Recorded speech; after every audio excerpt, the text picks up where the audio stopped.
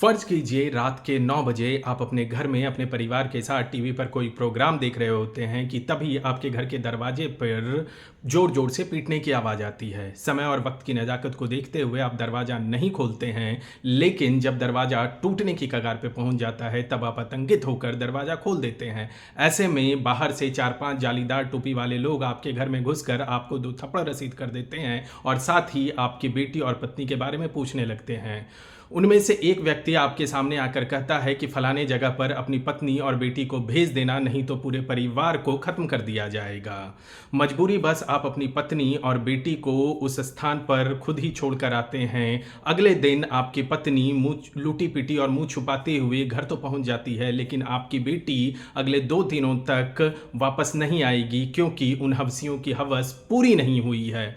ऐसे में आप एक पार्टी विशेष के दफ्तर में जाकर गुहार लगाते हैं, साथ ही पुलिस के पास भी जाकर गुहार लगाते हैं, लेकिन कोई आपकी नहीं सुनता है। क्यों? क्योंकि वो कहते हैं ना कि मेरा कातिल ही मेरा मुंसिफ है, वो मेरे हक में फैसला क्या करेगा। जी हाँ, संदेश खाली पश्चिम बंगाल के 24 परगना जिले का एक ऐसा स्थान जिसके बारे में अगर आप गूगल पर या फिर यूट्यूब पर सर्च करेंगे तो वहां तृणमूल कांग्रेस के नेता शेख शाहजहां द्वारा किए जा रहे कुकर्मों की तस्वीर या वीडियो निकलकर सामने आएगी, जिसे देखकर आपका रूह अंदर तक कांप जाएगा। जरा सुनिए ये बहन अपने बारे में क्या बता रही। आसपास वाले बताते थे कि उनके साथ भी जबरदस्ती उनको उठा के लेके गया, रात भर रखा, सुबह छोड़ दिया जाता था।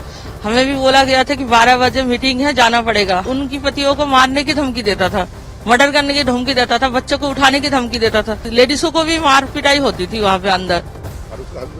हाँ, हाथ पैर तोड़ दिया जाता था, बिस्तर से उठ नहीं पाते थे, ऐसे हालत का।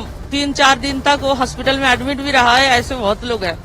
सोचिए एक ऐसा राज्य जहां पर नवरात्रि के 9 दिन माता दुर्गा की पूजा होती है और घरों में बेटियों की पूजा होती है, साथ ही उस राज्य के मुख्यमंत्री एक महिला है, वहां पर महिलाओं के साथ इस तरीके के कुकर्म किए जा रहे हैं। और जब इसकी रिपोर्ट थाने में लिखवाने के लिए लोग जाते हैं तो उनसे यह कहा जाता है कि तुम्हारे साथ रेप हुआ है, पहले इस बात का सर्टिफिकेट लेकर आओ तभी FIR लिखी जाएगी। भारत सरकार से यह अनुरोध करना चाहूंगा कि इससे पहले संदेश खाली दूसरा कश्मीर बन जाए, उससे पहले जरूरी कदम उठाए जाएं ताकि एक ऐसा राज्य जो कि नारी सम्मान के लिए जाना जाता था, नारी अस्मिता के लिए जाना जाता था, नारी के उत्थान के लिए जाना जाता था, वहां पर नारियों के ऊपर हो रहे ऐसे कुकर्म को समाप्त किया जा सके और वहां उनके अस्मिता की रक्षा की जा सके।